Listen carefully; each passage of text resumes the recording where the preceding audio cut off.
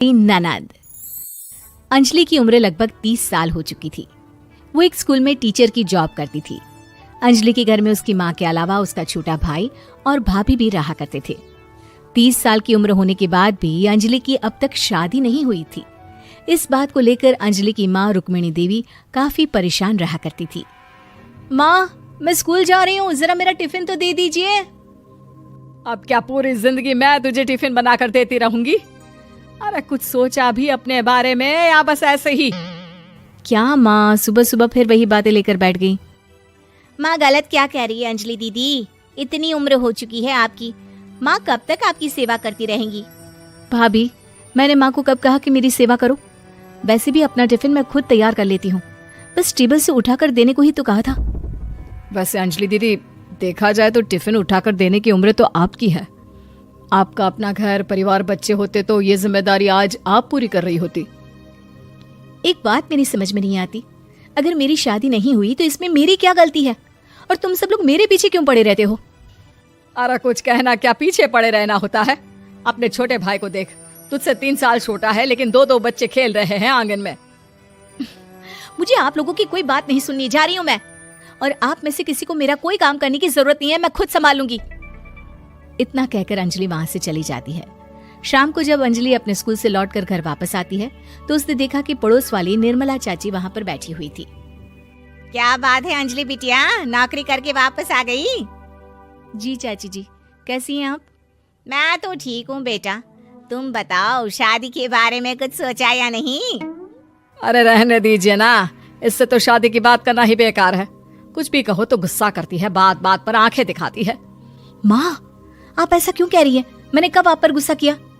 अरे अंजलि बेटा, तुम्हारी माँ ठीक ही तो कहती है। 30 की होने आई हो, अब तुम्हें भी शादी वादी कर लेनी चाहिए। चाची जी, आप तो ऐसे कह रही हैं जैसे शादी करने से मैंने मना किया हो। रहने दीजिए निर्मला चाची, हमारी अंजलि दीदी को अभी तक उनकी पसंद का दूल्हा नहीं मिला ना, इसीलिए वो शादी नहीं कर रही। भाभी, ऐसी कोई बात नहीं है। अरे तो फिर क्या बात है? तुम्हारी माँ ने तुम्हारे लिए इतने रिश्ते ढूंढे लेकिन तुम्हें कोई पसंद ही नहीं आता। क्या है ना चाची जी, हमारी ननद रानी नौकरी जो करती है ऐसे ही थोड़ी ना किसी को पसंद कर लेंगी। अरे भाई, नौकरी का घमंड है तो बात अलग है, कोई और बात हो तो बताओ, कोई रास्ता निकाला जाए। नहीं नहीं चाची जी, कोई बात नहीं है, बस मुझे अभी तक अपनी पसंद का कोई मिला नहीं है। सुन लिया आपने? इस लड़की के तो पर निकल आए हैं और इतनी उम्र में अपनी पसंद का कोई मिलेगा भी नहीं इसे। माँ, आप मेरी शादी को लेकर हमेशा मुझे ताने क्यों मारती रहती हैं? अपनी माँ की बातें तो ताने लगती है। ताने हैं? बताओ, मैंने कुछ गलत कहा क्या? देखो, ये सब छोड़ो, मेरी दूर की बुआ का बेटा है, उसकी अभी शादी नहीं हुई है, उम्र होगी कोई 34-35 साल। आप कहें तो बात आगे बढ़ाऊं? अरे हाँ हाँ, क्यों नहीं, ये भी कोई पूछने की बात है? अरे जल्दी से लड़के को यहाँ बुला लो। माँ, आप मुझसे पूछे बिना मेरी शादी की बात करने जा रही हैं और मेरी उम्र 30 भी पूरी नहीं हुई है। निर्मला चाची कह रही है कि वो लड़का 35 साल का है।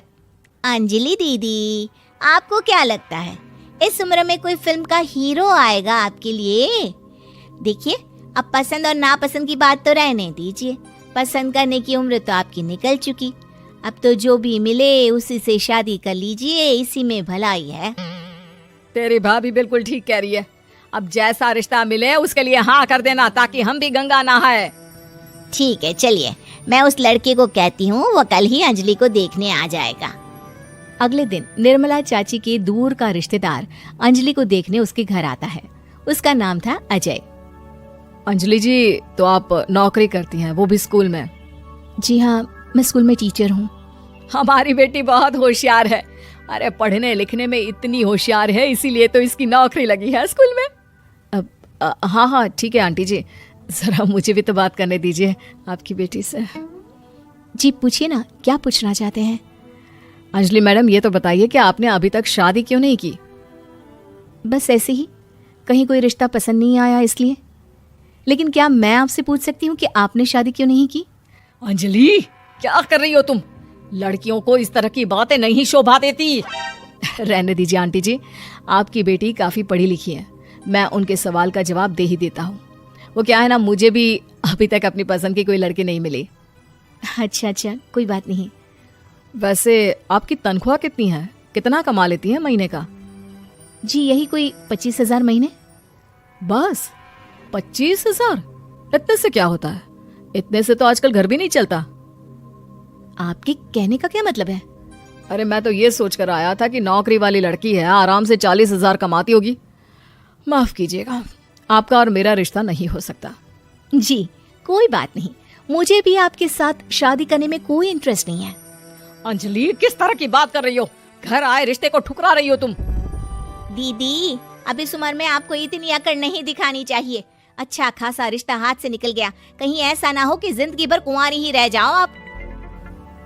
कुछ दिन और ऐसे ही निकल जाते हैं और अंजलि की शादी कभी नहीं होती। अंजलि के परिवार वाले बिंदास उसे ताने मारते रहते हैं, लेकिन अंजलि एक बड़ी नौकरी की तैयारी करती है और उसमें सिलेक्ट होने के बाद अंजलि को एक बहुत बड़ी नौकरी मिल जाती है। अब तो दीदी के नखरे और भी ज्यादा बढ़ जाएंगे भाई। अब तो इतनी बड़ी नौकरी जो लगी है, अब इनकी शादी होने से रही। माँ, मुझे नौकरी के लिए दूसरे शहर जाना पड़ेगा। आप जानती हैं ये बहुत बड़ी जॉब है और इसमें पैसे भी बहुत ज्यादा मिलेंगे। अच्छा, कितने पैसे मिलेंगे बेटा?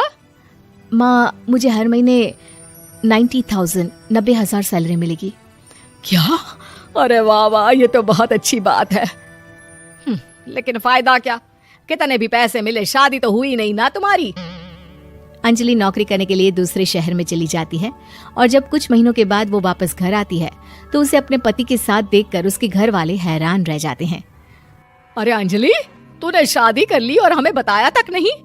और दामाद जी करते क्या हैं? इतनी बड़ी कार है उनकी। माँ, मैं आपको सब कुछ बताना चाहती थी, लेकिन आप सबके ताने सुनकर बहुत दुखी हो गई थी और इसलिए मैंने अपनी पसंद से शादी कर ली। मेरे पति मेरे साथ ही ऑफिस में नौकरी करते हैं और बहुत बड़े अफसर हैं। और एक बात बताऊं माँ, आज मैं बहुत